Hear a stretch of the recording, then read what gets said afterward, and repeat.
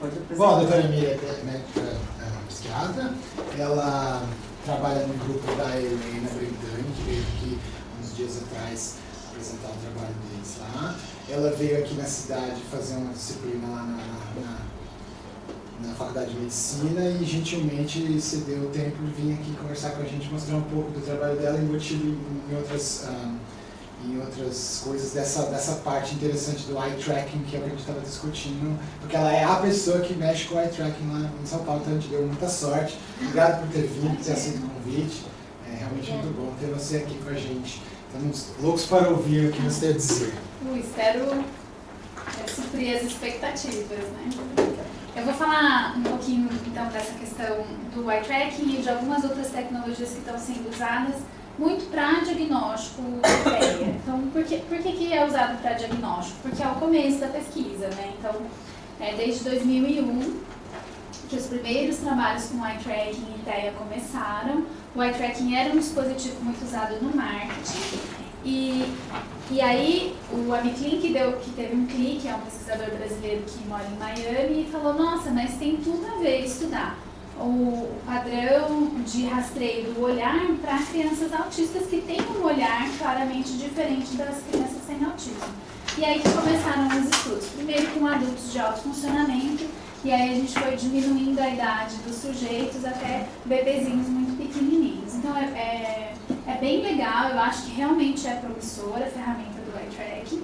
E agora já tem alguns grupos pesquisando, que talvez seja a proposta daqui também, essa questão de usar o eye tracking ou como um possível biomarcador, né, uma forma de subdividir o TEA em grupos mais homogêneos, e também para tentar direcionar o tratamento. Então, será que esse perfil de criança vai responder melhor ao ABA? Será que esse perfil de criança tem uma questão sensorial marcada e ela primeiro precisa fazer essa adaptação sensorial para depois conseguir tolerar a terapia? Enfim, esse é o objetivo maior assim, de todos os trabalhos, né? Então, 2 de abril desse ano, vocês devem ter comemorado também o Dia Mundial do TEA, e a proposta das Nações Unidas para esse ano foi tecnologias assistidas, participação ativa. Então, realmente, como nós podemos usar os recursos tecnológicos para nos ajudar a identificar as crianças com TEA e direcionar o tratamento de um jeito melhor, né? Então, o objetivo é apoiar para que cada criança alcance o seu maior potencial, para não deixar ninguém para trás, né? Então, é muito legal essa proposta que eles fizeram esse ano. E aí, quando a gente pensa no TEA, a Helena deve ter falado bastante isso para vocês, né? Então, é um transtorno complexo, pervasivo e heterogêneo. E isso dificulta muito o diagnóstico, porque a gente não consegue olhar só para os sintomas nucleares, né? O TEA é muito mais do que uma dificuldade na comunicação social e comportamentos restritos e estereotipados. Eu tenho que pensar no background genético, será que tem alguma síndrome associada ou não? Será que tem uma carga genética maior? O que aconteceu com essa criança? E aí, da genética, a gente passa para o neurodesenvolvimento. O que estava alterado naqueles genes que fez com que o cérebro se desenvolvesse de uma maneira diferente, que aparece para a gente na forma de comportamento, né? E o que mais que eu tenho que pensar no TEA? Eu tenho que pensar que o TEA ele vem junto com várias outras comorbidades. Então, geralmente, são sintomas que não são particulares do TEA que mais nos atrapalham. Por exemplo, hiperatividade, agressividade, irritabilidade, eles não são sintomas do autismo, mas eles são sintomas associados que dificultam que a terapia aconteça. Então, pensar no TEA é pensar em todas essas ramificações. Por isso que é tão difícil fazer pesquisa. Porque como que eu faço um grupo homogêneo? Então, se eu vou testar uma medicação nova, quais são meus critérios? Então eu vou fazer um grupo super homogêneo. Vou pegar só crianças de 3 a 5 anos averbais. Mas elas diferem em nível intelectual. Já não é homogêneo. Tem umas que são sindrômicas, tem outras que não. Então não é homogêneo. Tem umas que são averbais e que tem muita estereotipia, outras que não. Então, vamos separar pela estereotipia, mas vai ter verbal e averbal no mesmo grupo. Então, uma dúvida muito da ciência hoje é como eu faço para subdividir esses grupos para poder encaminhar para o melhor tratamento possível. E aí, um outro nicho é a questão do diagnóstico precoce. Então, quando a gente pensa no TEA, a gente tem que sempre ter em mente a linha do tempo de desenvolvimento. Por que a gente não, que é muito difícil fazer diagnóstico antes de 1 ano? Porque até 1 ano, o que eu espero que essa criança desenvolva da questão de comunicação social e comportamento motor é muito limitado, é muito primitivo. E aí, a partir desse período de 1 ano, que a gente começa a exigir mais da criança, que eu percebo que, opa, peraí, ela talvez não esteja se desenvolvendo como deveria. Então, para fazer o diagnóstico de TEA, eu preciso esperar o atraso acontecer. E isso é ruim, porque eu perco a janela de melhor neurodesenvolvimento. São os primeiros 1000 dias. Então, vários grupos estão pesquisando como que a gente pode fazer para identificar essas crianças antes. Então, esse grupo usou neuroimagem funcional, ressonância magnética funcional. Então, a criança entra na máquina de ressonância magnética e aí eles captam a imagem para identificar se tem diferença ou não. E é lindo como a ressonância consegue separar aos 6 meses de idade. Então, olha só, o grupo com TEA ficou de um lado e o grupo sem TEA ficou do outro. Essa análise é por PCA, pessoal da... Se quiser, depois eu mando por PDF. Sim. Então, a ressonância magnética consegue fazer essa separação super legal. O que ela percebeu? Que a conectividade entre as regiões do cérebro dos bebês aos 6 meses de idade era diferente em crianças com TEA e crianças sem TEA. Então, as linhas azuis são as linhas em que o cérebro do TEA é menos conectado. E as linhas vermelhas são as linhas do cérebro dos autistas que são mais conectadas. Então, a gente consegue perceber isso associado à escala de comunicação e à escala de comportamentos estereotipados, que tem uma diferença de funcionamento, de conectividade cerebral muito grande. Então, as crianças com TEA, elas conectam um pouco a longa distância e conectam mais a distância mais curtinha. Elas têm menos conexões longas do que deveria e mais conexões curtas. E isso aparece pra gente na forma dos sintomas. E aí, eu vou falar bastante do eye tracking, que esse aqui é o nosso, lá no nosso laboratório. Então, é o que vocês têm aqui. Tem um aparelhinho ligado a um monitor, a gente mostra o filme. A criança ou senta na cadeira sozinha ou no colo dos pais. E aí, se tiver no colo dos pais, tem que vendar os pais para garantir que só o olhar da criança seja captado. E a gente pode apresentar qualquer tipo de imagem para aquela criança assistir e a gente daí tem os dados de como ela olhou para aquela imagem, como ela rastreou e para onde a atenção dela foi dirigida durante aquele período. Cada grupo usa a imagem que é mais conveniente para o que quer testar. Então, esse estudo é bem famoso. Também mostrou alteração da percepção visual das crianças aos 6 meses de idade, que conseguem separar os TEA da TEA. E o paradigma era a pessoa na frente da câmera que fazia um sanduíche e os bichinhos que eventualmente se mexiam. E o que eles observaram é que as crianças com TEA, elas olham menos para a cena social, ou seja, para o modelo fazendo um sanduíche, e menos para a pessoa em si. Mas não tem diferença em olhar para os brinquedos. Então, essa que é a grande questão do TEA.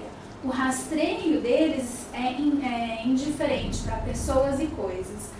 Quando para as crianças sem TEA, eles olham muito mais para a pessoa do que olham para as coisas.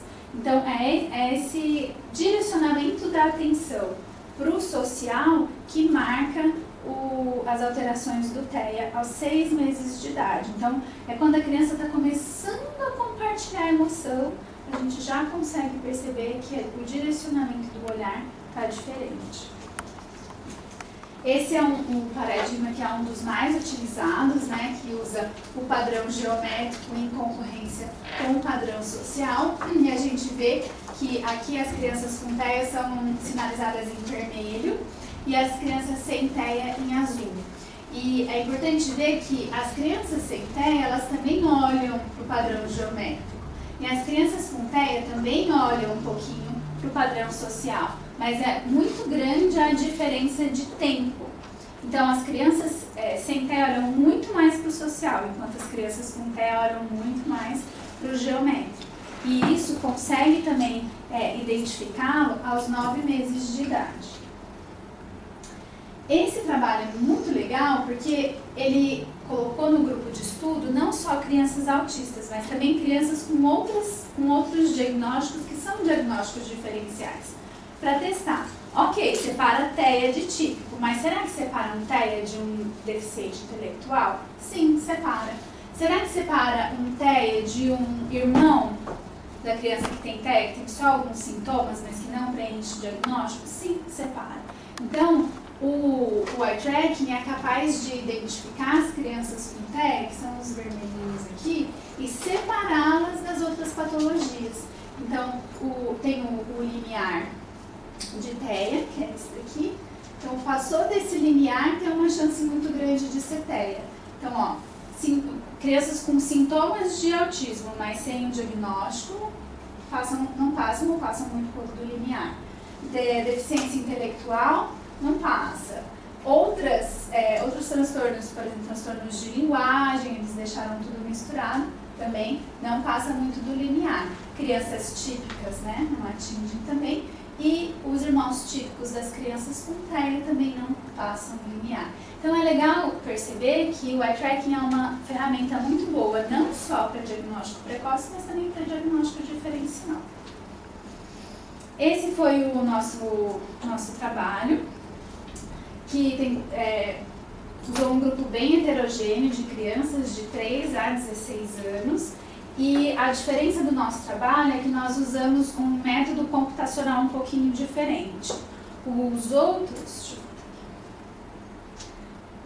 A maioria dos estudos com TEA usam o que a gente chama de ROI, que são Regions of Interest, regiões de interesse. Que a gente precisa marcar manualmente qual que é a nossa região de interesse, de onde a gente quer tirar a informação para analisar depois. Então, no caso desse paradigma, foi marcado o corpo da atriz, olhos, boca e os brinquedos e o fundo. Então, o software do eye tracking vai me dar as informações referentes a essas regiões. O que o software vai me devolver? Olha, a criança olhou tanto tempo para os brinquedos, ela fixou o olhar tantas vezes nos olhos, ou ela trocou dos brinquedos para os olhos nessa ordem. Mas sempre relacionada à região de interesse. O que o nosso trabalho fez de diferente foi usar a teoria da saliência de imagem. Então, é assim que a gente reconhece objetos, tá? O olho humano. O que nós fazemos? A gente não vê tudo ao mesmo tempo. O olho, a primeira coisa que a gente percebe são algumas características da imagem. Cor, temperatura, profundidade, curvatura, se tem movimento, se não tem, qual é a orientação. Depois que eu conseguir perceber essas diferenças, que o meu cérebro vai falar, olha, a informação relevante está nesse pedaço. Então eu vou fixar o meu olhar aqui e captar a mensagem. Eu não vou ler a figura toda de uma vez só. E aí, usando essa teoria e fazendo essa teoria, fazendo o computador ler o resultado do eye tracking como se fosse uma teoria de saliência visual, a gente cria mapas de saliência, ou seja, regiões que são mais interessantes em cada figura para identificar. E aí a gente cria um mapa de saliência para as crianças com TEA, um mapa de saliência para as crianças sem TEA, e o computador classifica uma criança nova. Então ele sabe que esse mapa de saliência é de uma criança com TEA, e esse mapa de saliência é de uma criança sem TEA. Então eu tenho os dois mapas esse aqui é o mesmo, tá? É só com uma sobreposição. Então eu tenho o mapa de saliência e eu jogo os dados de fixação daquela criança em cima do mapa de saliência, que são os pontinhos vermelhos. E aí eu conto para ver quantos são verdadeiros positivos, ou seja, quantas vezes a criança fixou o olhar dentro do mapa de saliência e quantos são verdadeiros negativos, quando a criança não fixou o olhar fora do mapa de saliência. E aí, através dessa somatória, o computador consegue sozinho classificar em TEA e não TEA, com uma precisão de 96%, uma sensibilidade de 70% e uma especificidade de 93%. Quem não está muito acostumado com esses números, isso daqui é similar ao teste ELISA para diagnóstico de HIV. Então, são números bem altos, bem robustos. Deu para entender? Aqui é só como a gente fez o passo a passo. Então, primeiro, a gente fez como o nosso cérebro processa a imagem mesmo. Extrair as características mais relevantes de cada pixel, então a gente congelava a imagem e como se fosse uma foto e extraía as características relevantes. Gerávamos mapas de fixação. Depois selecionávamos essas características e o pixel de cada característica para daí ter a nossa planilha de vetores. E aí fazia o aprendizado de máquina. Depois desse aprendizado, eram gerados os mapas de saliência de interesse, então TEA e não TEA, e aí classificar os indivíduos de acordo com esse mapa. Qual a idade da população? 3 a 16 anos. Foi bem legal porque essa amostra era bem heterogênea, tanto em idade, como em níveis de funcionamento, como comorbidades. E, apesar de elas serem diferentes, classificou super bem. Então, na verdade, ter uma população heterogênea, no nosso caso, era uma vantagem, né? Porque, olha, mesmo eles sendo tão diferentes, o software foi capaz de identificar. Então, isso é uma coisa boa. E qual foi o N? O N desse daqui, de TEA, foram 90. E de não TEA, 38, se não me engano. E aí tem esse paper que eu acho fantástico, que eles usaram o eletroencefalograma a partir de 3 meses de idade para separar crianças TEA e não TEA. Mas como que eles fazem isso? Todos esses estudos com bebê muito pequenininho é feito com população de risco, que são crianças que já têm um irmão com diagnóstico de autismo. Então, eles começam a seguir os irmãos desde muito cedo. Né? Esse daqui foi o mais cedo que eu achei, que é 3 meses de idade, bem pequenininho. E separou com manutenção desse diagnóstico. Então, as crianças que foram identificadas como TEA aos 3 meses de idade, grande parte recebeu o diagnóstico aos 2 anos. Então, é um teste confiável, é super legal, é um eletroencefalograma que é super comum. E o que, para mim, é muito interessante é que as diferenças, elas não são estáticas ao longo do desenvolvimento da criança, porque é exatamente isso que eu espero. Se o cérebro está se desenvolvendo, então as diferenças têm que ir evoluindo junto com esse desenvolvimento do sistema nervoso central. E aí o que a gente vê é que aos 3 meses de idade, eu tenho muita diferença, né, em região frontal e temporal, que é a região que a gente sabe que é muito relacionada ao processamento de movimento biológico e do desenvolvimento da linguagem. E quando o cérebro vai se especificando, né, 6, 9 meses, 18, a diferença fica mais frontal, porque é exatamente esse o desenvolvimento do sistema nervoso central, então de trás para frente. Então, as diferenças de conectividade começam muito cedo e elas se mantêm, mas de forma diferente ao longo de todo o neurodesenvolvimento. Então, esse estudo para mim é muito lindo, porque ele consegue identificar as crianças com 3 meses de idade, é muito cedo, né? E aí agora, próximo passo, né? Ok, podemos usar o eye tracking para separar TEA e não TEA. E os subtipos, será que é possível identificar também? Então, esse teste foi feito com adultos, que eles usaram esse filme, Quem Tem Medo de Virginia Woolf, foi um dos primeiros filmes utilizados para estudo de eye tracking com TEA. E o que eles viram é que sim, que tem uma relação dos dados de eye tracking, principalmente com questões de comunicação, que eles avaliaram em questionários e na comunicação avaliada pela EIDOS. Então, a gente já consegue associar que tem alguns padrões específicos relacionados àquele tipo de comunicação. Então, esse esses são os próximos passos, né? Tentar identificar esses subtipos na população que é tão heterogênea. E aí a minha pesquisa é exatamente isso, né? Então é tentar classificar quanto à gravidade os pacientes de TEA usando o padrão do rastreio do olhar. Então será que eu consigo, usando aqueles mapas de saliência, ao invés de separar TEA não TEA, separar TEA leve, moderado e TEA grave? É isso que eu quero responder. E até agora os resultados ainda são parciais, então não vou falar exatamente o número para vocês, mas é uma perspectiva muito boa. Então aqui eu trouxe só para mostrar a diferença do mapa de fixação de um TEA não grave para um TEA grave. Então a gente consegue ver, vocês conseguem ver? A imagem tá bom? Então cada pontinho branco desse, quanto mais branco o pontinho, significa que ele fixou mais atenção. É no filme do slide anterior, né? Isso, né? Aquele filme, o que eu mostrei antes para vocês, né? Da tela dividida. Então, o objetivo é esse, identificar até grave e não grave. Tá, mas grave e não grave eu consigo separar clinicamente. Por que eu preciso usar uma técnica? Na verdade, a proposta é, viu, a gente consegue separar com uma técnica. E agora, eu consigo refinar um pouquinho mais? Então, essa pesquisa é uma pesquisa que vai dar base e comprovação científica para refinar ainda mais esse tipo de processamento, né? Para diagnóstico e para classificação, né? Porque é mais falar leve, não leve. Qual que é o objetivo? Eu conseguir fazer isso num bebezinho de 6 meses e falar, olha, essa criança aqui precisa mais de fono nesse momento. Essa criança aqui precisa mais de aba neste momento. E aí tentar encaminhar as crianças com uma especificidade maior.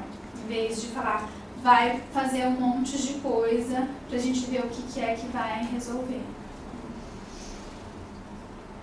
Então, esse é um mapa de saliência, né, que a gente vai usar, com as fixações em cima para separar, então, TEA não TEA. O último dado, com metade dos dados, estava dando 80% de precisão na separação, que é um número bem legal. E aí, o que a gente quer muito, né, quando a gente pensa em novas tecnologias, é essa união mesmo das novas tecnologias, do robô com o humano, que acho que é essa associação que vai permitir que a gente entenda melhor essas crianças, faça o diagnóstico de forma mais precoce e encaminhe para um tratamento mais específico e individualizado. Então esse é o nosso norte, por isso que o pessoal da informática é tão importante. Esse daqui é o Proteia, bem grande, a gente tem uma equipe multi bem bacana, que envolve tanto a questão dos residentes como da avaliação. Então é bem legal trabalhar, é um ambiente muito rico de aprendizado, porque a gente faz muita troca, né? Então é bem legal. Acho que algumas de vocês vão lá conhecer em breve, né? Tem algum estudo cruzando a questão da neuroimagem e os resultados do eye-track? Eu estou pensando nisso, mas assim, se a gente pensa que crianças de 2 anos, elas podem ter prejuízos de linguagem mais marcados, e aí com uns 3 anos elas podem ter mais comportamentos estereotipados, se isso não poderia, de alguma forma, se a gente não tem alguma previsão, porque muitas vezes o que acontece quando a criança vem muito cedo para uma intervenção, ela pode responder bem, mas às vezes podem surgir comportamentos estereotipados. E pensando no desenvolvimento do transtorno, isso acontece mais tarde, não necessariamente tem a ver com a intervenção em si. Então, se a gente conseguisse mapear isso para ter uma previsibilidade maior em relação a esses problemas de movimento e linguagem separados, não sei se deu para entender. Não, eu entendi. E assim, a grande dificuldade de fazer estudo de neuroimagem com as nossas crianças é que... Botar na máquina. É botar na máquina. Como é que você põe na máquina? E até para o comitê de ética aprovar, porque é um exame que acaba para eles sendo invasivo porque eles precisam de sedação. Sim. Né? E aí também, a gente não consegue, por exemplo, fazer como que a gente vai fazer ressonância mais eye tracking se a criança está sedada. Daí não dá. Então tem algumas pesquisas que ainda não tem publicação, mas que eu sei que estão acontecendo, que é com o EEG, o eletroencefalograma, e eye tracking ao mesmo tempo. Exatamente para cruzar esse dado de rastreio do olhar com conectividade. Aí dá, porque aí a criança não precisa. Mas a gente também sabe que nem todas as crianças conseguem. Deixa eu pôr a touquinha. Então, é aí que tá essa coisa que a gente na pesquisa tem que rebolar para conseguir fazer algo que seja factível. Porque às vezes, nossa, seria lindo. Imagina se a gente conseguisse ressonância funcional junto com eye tracking, junto na plataforma ainda que está mexendo, e a gente conseguir dado de respiração, cardio, né, do ser humano assim, global, fantástico. Nossa, né, dá até um frio na barriga. Não dá para fazer. Então, essa é a grande questão. Por isso que o trabalho de pesquisa vai tão assim, né, degrau por degrau. Então, eu estabeleço muito bem isso, agora eu consigo até justificar porque que eu quero fazer esse trabalho que é mais difícil. Então agora eu vou dar mais um passo para frente. Então a gente vai sempre assim, step by step, para conseguir. E daí que seria super legal se a gente tivesse a colaboração de vocês para colher esses dados de eye tracking seriados junto com o VibMap, porque também são dados que cruzados ficariam lindos, né? E daí é factível de ser feito, não é algo assim de outro mundo. É muito fácil perceber, porque qual que é a alteração motora do TEA? Eu não consigo falar assim, ele teve um atraso. Não, ele sentou no tempo certo, ele andou, mas ele não está banado.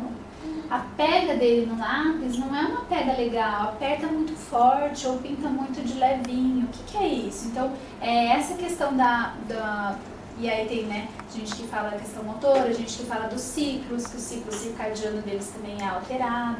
Então é muito dessa sincronização de movimento. Então o que eles têm dificuldade de fazer é corrigir o movimento. Então o tempo todo, quando eu vou pegar um copo, eu preciso, um copo de plástico, eu já sei que ele é mais sensível, então eu não posso pegar com força, porque se eu pegar com força, eu vou amassar e vou derrubar o que está dentro. Então eu calculo a minha força e eu pego com a força exata. Se ele estivesse cheio, minha força seria maior.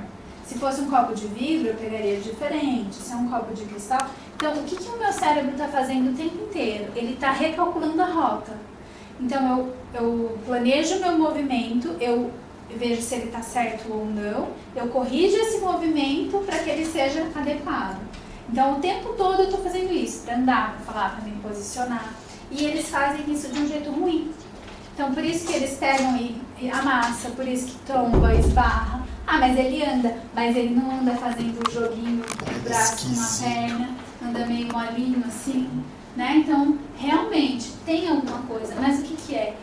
Para as nossas medidas atuais, ainda é inespecífico, mas para o computador não. O computador percebe essa diferença. E aí é isso que a gente quer usar. Esse reconhecimento de padrões que a máquina consegue fazer muito melhor do que o nosso olho. Eu vi uma vez um que era simples, relativamente simples, não lembro do artigo, mas contava quantas vezes a criança tropeçava nas coisas.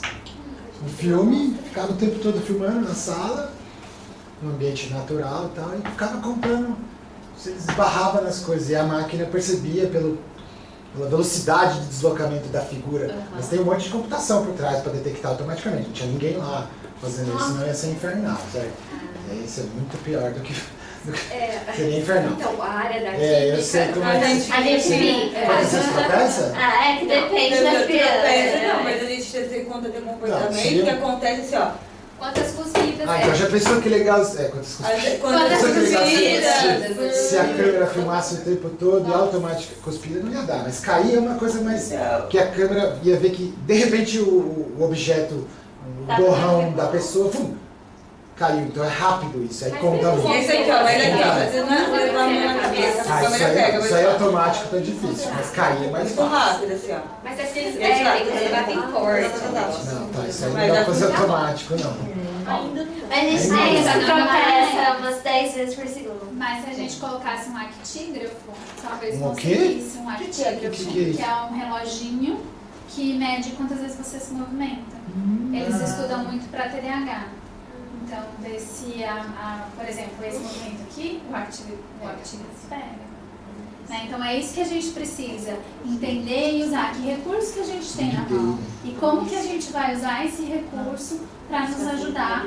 Qual que é o objetivo? O objetivo é a criança. Por isso que quando a gente pensa no homem-máquina, os robôs não vão nos substituir, porque o nosso objetivo é o humano. O nosso objetivo é facilitar a vida daquela criança, desenvolver o máximo de potencial que ela tem, o mais cedo possível. Né? Então, o nosso foco é no humano, mas a máquina nos ajuda pra caramba. Você podia mostrar aquele videozinho que você mostrou pra gente, do rastreio do olhar? Não, pode ser isso, só questionando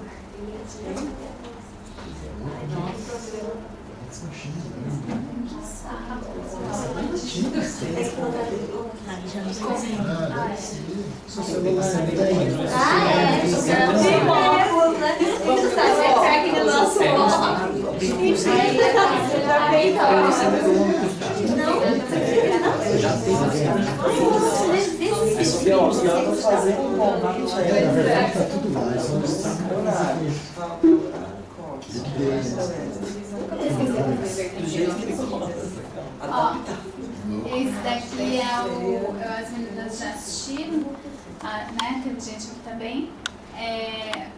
A pergunta é: qual que é o chocolate preferido do menininho? Qual que é o seu chocolate preferido e para onde ele está olhando? Então esse é a pessoa sem autismo fazendo. Qual que é o preferido do menininho? Direto no MM e acertou.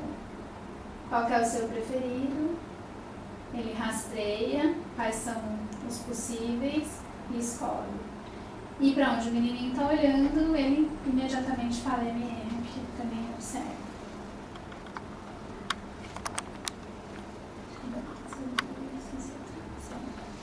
Agora esse é a Alteia respondendo a primeira pergunta.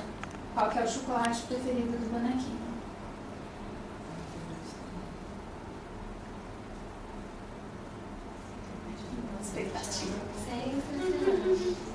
Faça suas apostas. Aproveita para é o clímax. Quer uma água? Eu quero. Pega lá. Você quer gelado? Vamos, bonequinho. Dessa vez. Será que se eu voltar e abrir de novo? Talvez, às vezes funciona. É com fé, vai. Aí. Então qual que é o preferido do boneco? Ele rastreia e chuta Kit Kat. Qual que é o seu preferido? Qual que é o seu preferido? Ele rastreia. Esse aqui é qual que é o seu, né? E aí depois pra onde o bonequinho tá olhando.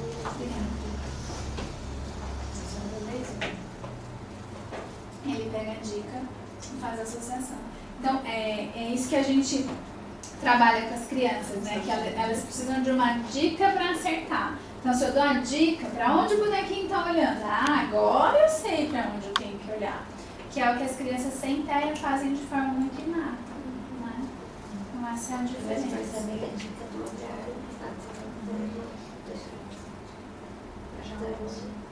Esse daqui também é bem bonitinho. Deixa eu ver esse daqui de quem que é.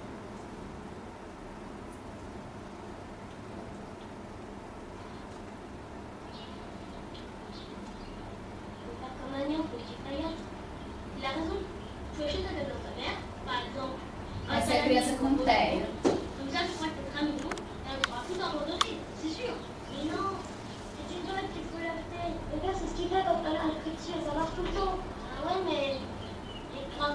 Dizer, um rastreio, ele vai muito mais na boca do que no olho, né? E às vezes foge da tela, não fica bem claro.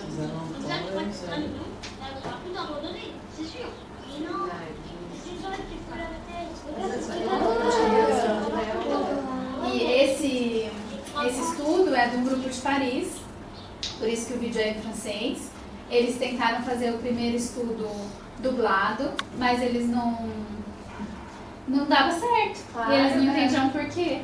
Aí eles descobriram que era dublagem, que eles tinham que fazer com filme francês, né? E aí eles acharam o Petit Nicolas.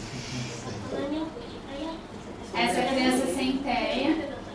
Par exemple, un salami ou un poche en route, comme ça tu crois que t'es 3 millions, elle n'aura plus d'abandonner, c'est sûr. Mais non, c'est une doigt qu'il faut l'acheter. Le gars, c'est ce qu'il fait quand elle a l'écriture, ça marche tout le temps. Ah ouais, mais il prend 30. É muito diferente, né? Mas essa, porque assim, fica mais ou menos aqui no meio, um pouquinho mais pra cima. Será que é uma questão de como a eye tracking pega? Pode ser. Ou porque eu imaginaria que seria uma coisa que elas devem Eu estar acho que olhando não. bem. Não, porque deve ser um ponto pros dois olhos, né? É. Então deve pegar no meio, talvez. Não sei. Mas assim, eu penso em mim, não sei se estão sem tempo de estar também. Eu tô conversando, eu converso olhando pra pessoa. Mas eu converso olhando, tô aqui olhando pra doutora, mas eu não tô focando dentro do olho dela, assim, é essa área que realmente a gente olha, eu converso assim. E é uma coisa que geralmente a Helena sempre fala, não sei se ela falou pra vocês, mas olho no olho, ou você faz amor ou você faz a guerra. Quando você fixa o olhar muito na pessoa, você fica bem, nossa, Naturalmente. E isso até é uma coisa que às vezes os TEA muito treinados fazem. Eles ficam olhando assim, ficam conversando, olhando pro seu olho tão fixamente. Minha filha fala que é zóio de maluco. Isso aqui Ele faz zóio de maluco. parece que tá entrando dentro da sua cabeça, assim. Então o nosso padrão de olhar não é olhar fixamente pro olho. É fazer muito essa conjugação do triângulo invertido, né? Olhos, boca. Então o nosso olhar fica rodeando aqui, daí a gente olha ali para um lado, ou muda, né? Olha um detalhe da roupa, brinco, depois volta pro olho, mas não é aquele olhar, o fixo também não é bom. E esse daqui é o vídeo de um garotinho com deficiência intelectual. Tu achètes un cadeau à ta mère, par exemple, un salami ou un poche en route, comme ça tu crois que t'es 3 millions, elle n'aura plus d'abandonner, c'est sûr. Mais non, c'est une doigt qu'il faut l'acheter. Le gars, c'est ce qu'il fait quand elle a l'écriture, ça marche tout le temps. Ah ouais, mais il prend 30. Então ele não é diferente do típico, mas não é TEA, né? Então como a gente consegue separar bem todos esses? Deixa eu ver se eu acho. Lá no laboratório vocês trabalham com imagem assim de filmes, assim, de humanos? Não, a gente usa com aquele dividido e o paradigma que a gente... Mas uma vez aprendendo a brincar com esse negócio, a gente pode mudar o que quiser. Né? Esse daqui não é eye Muitas tracking. possibilidades. Esse daqui...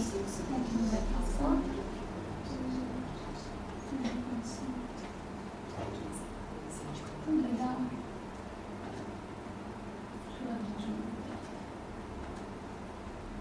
Eu adoro aquele.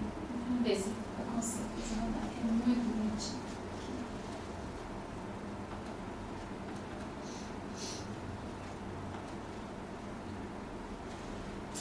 Não vai. Porque não tá rodando na hora. Né? São dos triângulos. Deixa eu ver mais um aqui.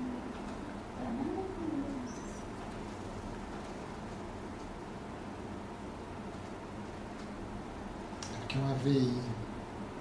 Ah, talvez seja isso. É que pro Toby tem que ser AVI, senão não Ah, é? roda. Uhum.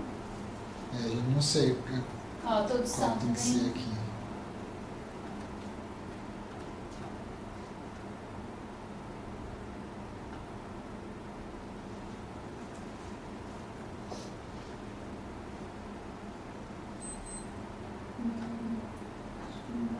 Ele vai converter para outro que ele consegue.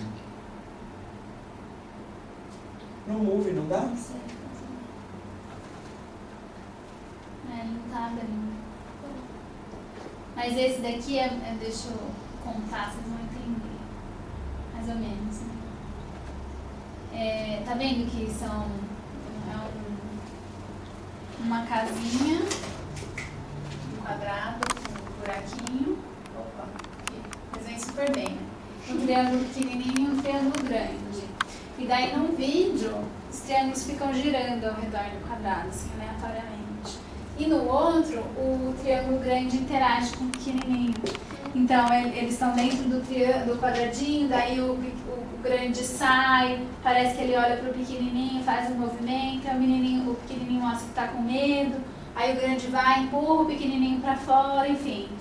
A gente imagina, então, quando eu mostro, pergunto, o que vocês estão vendo? É uma mãe com um filho, o grande está ensinando o pequeno a andar, o pequeno está com medo. Eu falo, gente, vocês estão vendo 2 triângulos. Não é, gente, isso aqui são 2 triângulos. Mas o nosso cérebro, ele é tão direcionado para o social que a gente dá vida para 2 triângulos. E aí eles fizeram esse teste do vídeo de triângulo com os meninos na ressonância magnética. E aí o estéreo não acende o movimento biológico quando vê os triângulos interagindo entre si. São só 2 triângulos. Então essa é a dificuldade de percepção deles, de ressignificar aquilo, de dar o movimento social, o movimento biológico, para eles não parece movimento. Qual que é a referência desse estudo que você está falando? Do triângulozinho eu não sei, eu preciso procurar. Mas é super bonitinho. É verdade. É lá do grupo da Mônica, se não me engano, das evoluístas também.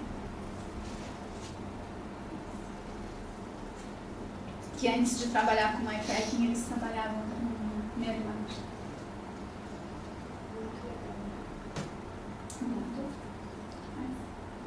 Tá bom. Agradecer. Muito legal.